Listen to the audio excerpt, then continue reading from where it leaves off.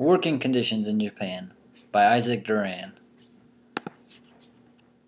The presentation I am about to present to you is about the working conditions in Japan, as well as the differences between sexes in the workforce. I decided to do this subject because I like to find the differences between the US and other countries. Employment and income.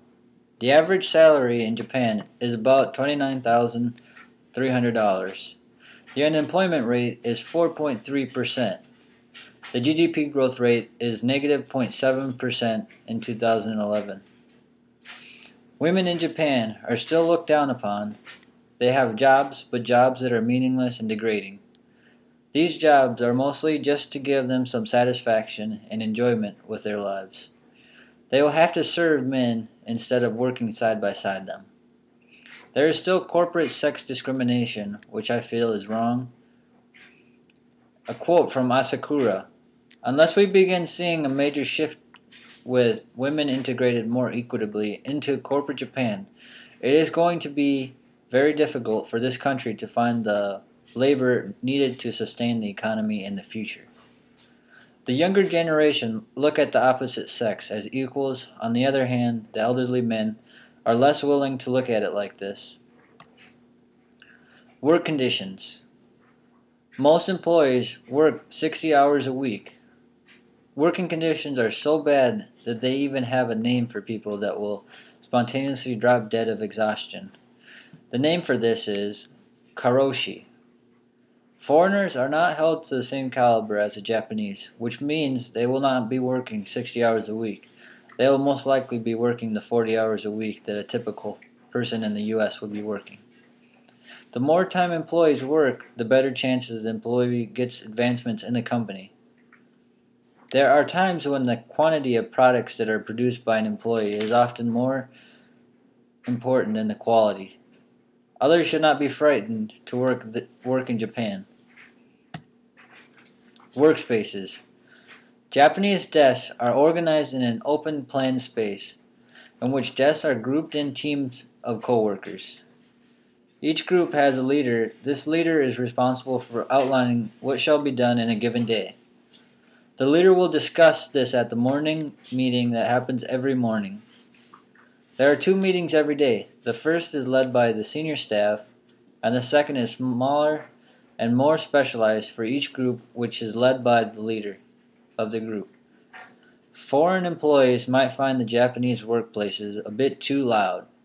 The reason is because of the open floor plan, which makes all the voices carry throughout the room. In Japanese workplaces, you can smoke. It is not illegal or frowned upon to do so like it is here in the States. If you have a medical condition that is aggravated by cigarette smoke, you should first ask about their smoking policy. There are places that don't allow smoking, like some hospitals do not allow smoking. Management style. Their management style is based around group harmony. They don't believe in being bossy. Instead, they give the approach that they give their employees with the supplies and information needed to excel. They get group approval to avoid being singled out for a mistake. The whole team will be at fault rather than one person being to blame. They have safety nets because Japanese people consider the smallest and most minor embarrassment a disaster. Women in the workplaces.